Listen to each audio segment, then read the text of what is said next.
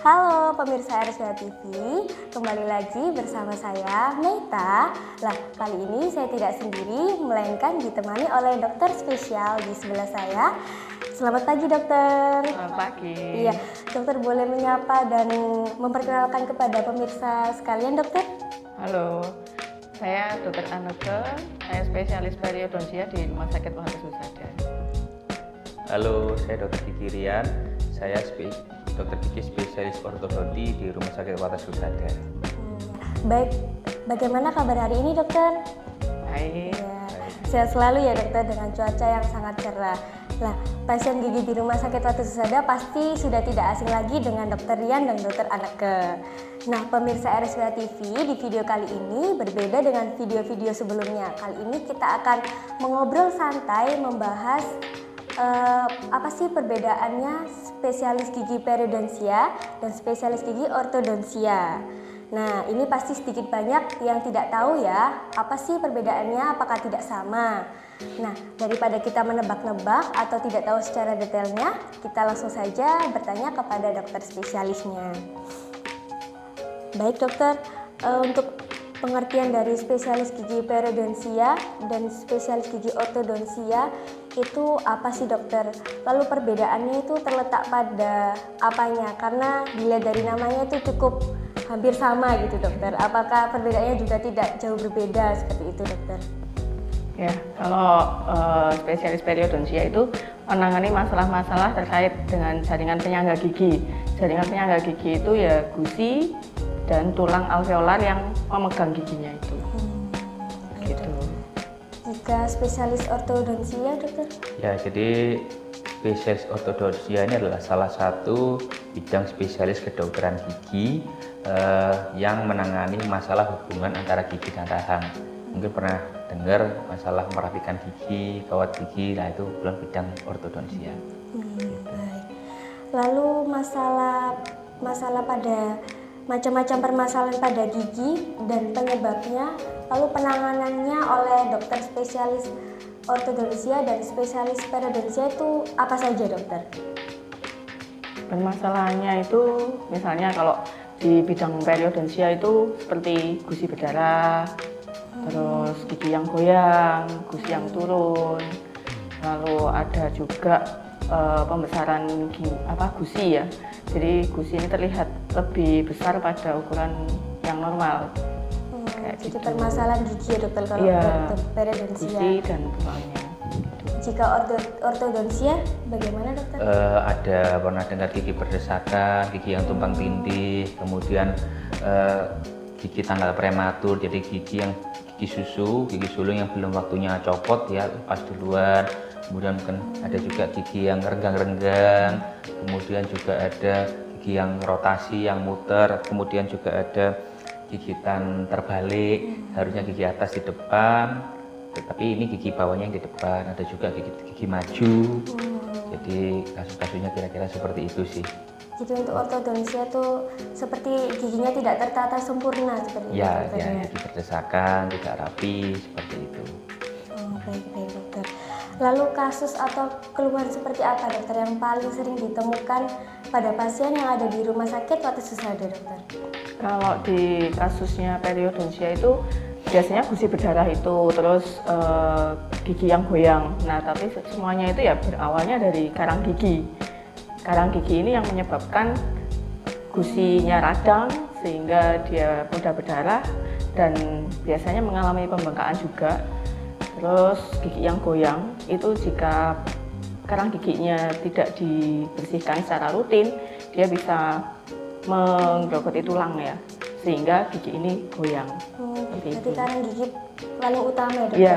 Terlihat sepele tapi Iya, utama. ternyata banyak menyebabkan masalah. Iya, jika ortodontia dokter? Yang paling sering kita jumpai di Rumah Sakit Wates Husada ini yang pastilah gigi berdesakan, gigi yang tumpang tindih, gigi yang tidak di dalam satu lengkung rahangnya, kemudian juga ada gigi anak-anak yang sudah tanggal prematur, belum waktunya tumbuh, belum waktunya gigi tersebut lepas, tapi dia sudah lepas karena sudah rusak duluan, sehingga mengakibatkan gigi sebelahnya itu pada doyong semua.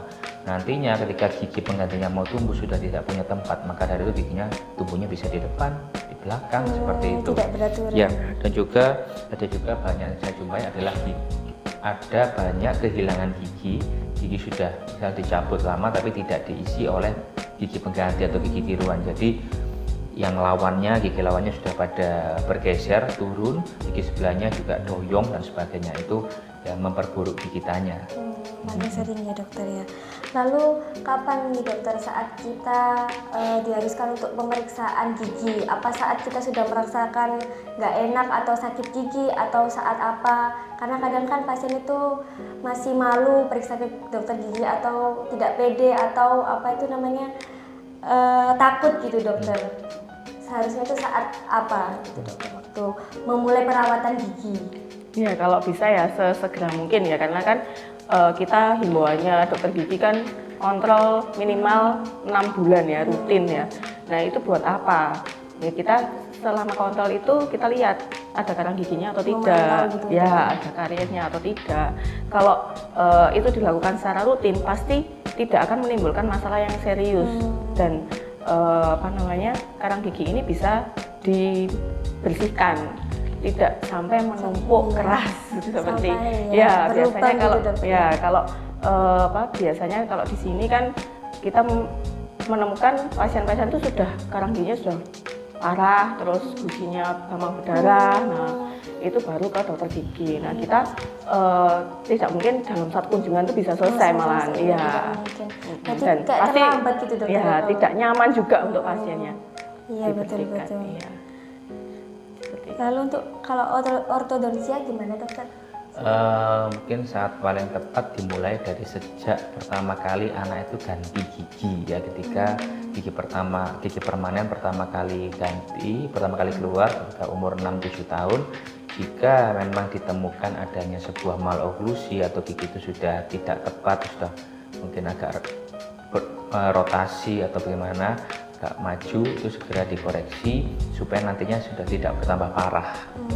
Gitu. Nanti setelah gigi susu ganti ya itu biasa kita bawa anak-anak kita ke dokter gigi untuk kita cek bagaimana kondisi giginya. Nah, apakah memang sudah bisa dilakukan treatment atau masih observasi menunggu dulu. Jadi memang harus dibawa dicekkan ke dokter giginya. Berarti sejak dini ya dokter ya, gigi ortodonsia ya. Baik, untuk yang terakhir dokter, ciri-ciri menurut dokter Anneke, spesialis gigi periodontia, ciri-ciri gigi sehat dan tidak sehat itu seperti apa?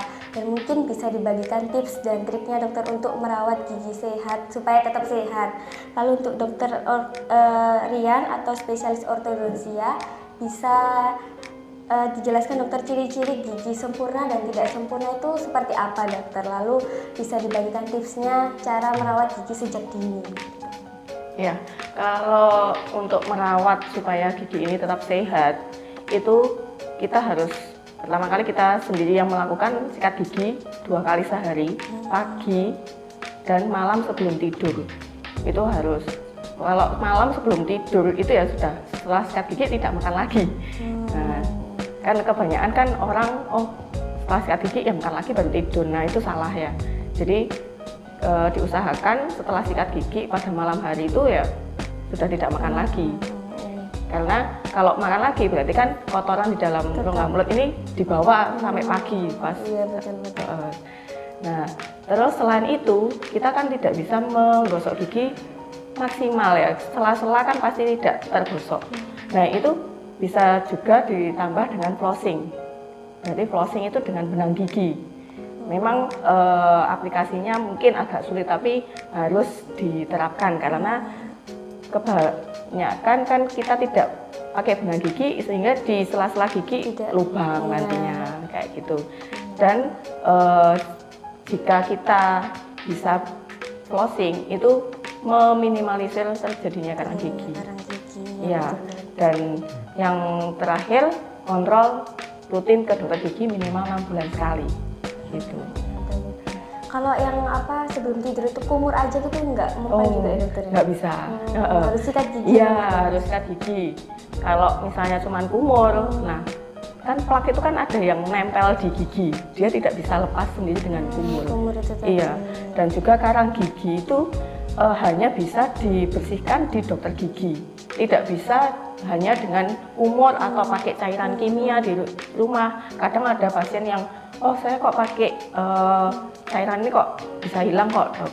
Tapi cairan kimia itu kan apa kandungannya? Iya. Dan apakah memang diindikasikan atau kandungannya itu kan asam biasanya. Itu kalau misalnya dipergunakan tidak sesuai malah bisa merusak Gigi. ya jaringan di rongga mulutnya juga.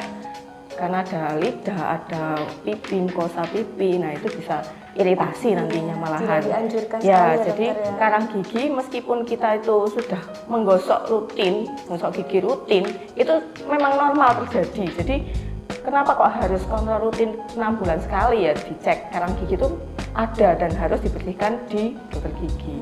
Tidak bisa dibersihkan sendiri di Iya. rumah gitu. Iya. Untuk dokter Rian, bagaimana dokter ciri-ciri gigi yang itu tadi sempurna dan tidak sempurna? Gigi yang dikatakan sempurna ya gigi dalam suatu lengkung rahang yang baik, kemudian oklusinya baik, yaitu gigitannya baik, tidak berdesakan.